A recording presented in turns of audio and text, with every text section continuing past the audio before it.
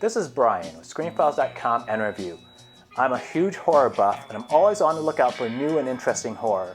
I happen to be watching Vudu over the weekend, VUDU. It's a channel that offers movies for rent as well as a free tier with advertising. Kind of like Hulu, except you don't pay $5.99 or whatever it is per month for the privilege. And I stumbled upon a movie named Splinter. It came out in 2008 according to IMDb. And I had never heard of this movie before. So I gave it a watch, and typically what I've noticed is that, at least by my reckoning, horror movies I haven't heard of tend not to be very good. I mean domestic ones. There's a whole bunch of foreign horror I don't know of, and I can't speak for that. But domestically speaking, if I haven't heard of it, it's probably not great. So imagine my surprise to know that I found a little gem. Splinter is a really awesome movie. The plot essentially revolves around this creature. It has no name, but Splinter is as good a name to call it as any. And it has this ability to co-opt the bodies of other warm-blooded creatures. Very much in the vein of a virus. And these two people, one is, I believe, a criminal, and the other is his girlfriend. The male was infected with Splinter, and they kidnap this couple who they find, who picked them up when they were hitchhiking, and they end up at a gas station under siege.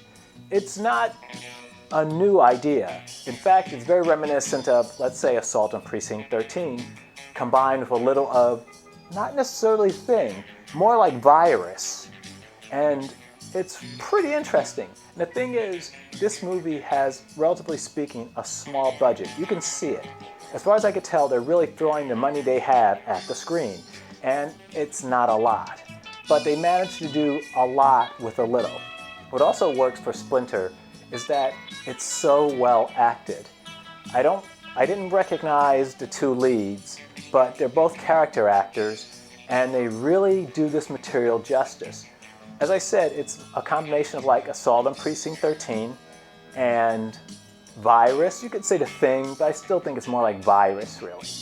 As the entity tries to get into the gas station where these people are held up. It has a very interesting quality, sort of like John Carpenter's The Thing, in that every aspect of this creature is alive, independently of the rest of it. So there's a scene where its hand is cut off. The hand will go after you, independent of whatever the body's doing. So it's kind of neat. And Splinter reminds me of The Void, which is not a bad movie, but it owes so much, The Void that is, owes so much to John Carpenter that it just looks like almost a knockoff of his work. While Splinter has those influences, but it's more, those influences are more generalized. There's a whole body horror vibe, which is Cronenberg, but you also have some Carpenter in there. You have Virus, based on the Dark Horse comic. So it has a lot more influences, so it doesn't look as derivative as something like The Void. Believe it or not, Splinter came out in 2008. At least that was the time it was on the festival circuit. And it looks really good. I couldn't date it based upon just watching the movie. It's something in it that says this is 2008. It just looks good. It's hard to place in time. Another interesting thing about it was directed by Toby Wilkins, a director I hadn't heard of, or so I thought, until I looked at IMDb and they said that he directed The Grudge 3, which I recall took place in a New York brownstone, if I'm thinking about the right movie. Wasn't terrible. Splinter's far better. So if you haven't seen Splinter, you're in the mood for a good, taut horror thriller, you'll like it. This is Brian of ScreenFiles.com and Review.